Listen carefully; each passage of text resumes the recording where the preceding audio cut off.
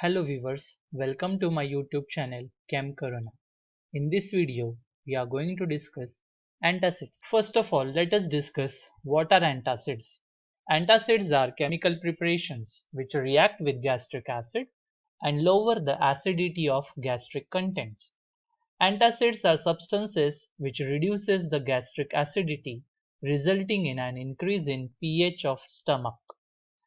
These drugs relieve the pain that occur in peptic ulcer, heartburn, and also reduce spasm. The pH of stomach is around 1.5 to 2.5 when it is empty, and it rises to 5 to 6 when food is ingested. Antacids are usually weak bases. They raise the gastric pH above 4 by neutralizing the excess gastric HCl associated with peptic ulcers or gastritis. Antacids also inactivate the proteolytic enzyme pepsin. Antacids do not reduce the volume of gastric acid secreted, but instead they neutralize it and increase the gastric pH. What are the ideal properties of antacids? First, the antacid should not be absorbed or cause systemic alkalosis. Second, the antacid should be insoluble in water and have fine particle size. Third, the antacid should not produce laxative action or cause constipation. Fourth, the antacid should exert its effect rapidly and over a long period of time. Fifth, the antacid should probably inhibit pepsin. Sixth, the antacid should act as a buffer in the pH range of 4 to 6. 7. The antacid should exert its efficacy rapidly and over a long period of time. 7. The antacid should be palatable and inexpensive. 8. The antacid should not interfere with absorption of food. 9. The antacid should not liberate carbon dioxide when reacting with gastric HCl and should not cause rebound hyperacidity. 10th, the antacid should be stable and it should be readily available. And lastly, the antacid should not cause side effects. So these are some of the ideal properties of antacid preparations. There are also some side effects which are associated with antacid therapy. First is acid rebound. If pH raises too high, then there are chances that there is rebound acidity. Systemic alkalosis.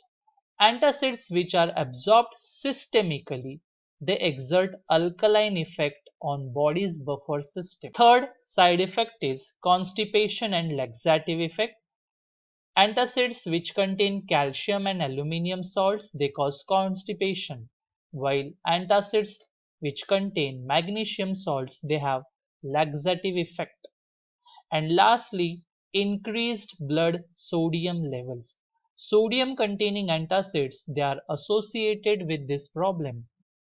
They increase the blood sodium levels, so they are restricted in patients on sodium restricted diet. Classification of antacids. Antacids can be broadly classified into two types. First is systemic antacids. They are also called as absorbable antacids. And secondly, non-systemic antacids, which are also called as non-absorbable. Systemic antacids are absorbed systemically. So that's why the name is systemic antacids. Whereas non-systemic antacids, they are insoluble and they are poorly absorbed systemically. Systemic absorption leads to alkalosis and it may worsen the condition leading to edema and congestive heart failure because of the sodium ion load. Example of systemic antacid include sodium carbonate, which is water soluble.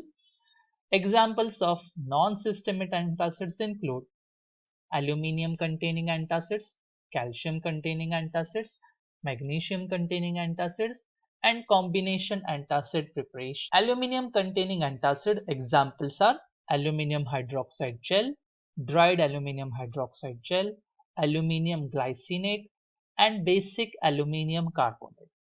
Calcium containing antacids include calcium carbonate, tribasic calcium phosphate, whereas magnesium containing antacids include magnesium carbonate, magnesium hydroxide, milk of magnesia, magnesium trisilicate. And lastly, we have a combination antacid preparation which include combination of one or the two antacid compounds. Examples are magaldrate, aluminum hydroxide gel and magnesium trisilicate combination, aluminum hydroxide gel and magnesium hydroxide combination, simethicone containing compounds and alginic acid containing compounds. These are some of the marketed antacid preparations. Gelusil and Digene, which is a combination of aluminum hydroxide and magnesium hydroxide with methyl polyxyloxane. Next we have is a Kogel. Kogel is a combination of aluminum hydroxide with magnesium carbonate. Solacid. Solacid is aluminum hydroxide and magnesium hydroxide with magnesium trisilicate. And lastly, siloxogene, which is aluminum hydroxide, magnesium hydroxide and simethicone combination. Certain drawbacks of antacid therapy are systemic alkalosis, that is, if the antacid is sufficiently water soluble, it may get absorbed in the systemic circulation and cause systemic alkalosis, whereas water insoluble antacids are devoid of this problem. Acid rebound. After an initial phase of gastric acid neutralization, there is an increase in the gastric acidity. Local effects. Some antacids like magnesium salts, they tend to be laxative in nature, while antacids like aluminium and calcium salt, they tend to have constipating effect. Thank you for patient listening and happy learning. Like, share and subscribe my channel Chem Corona.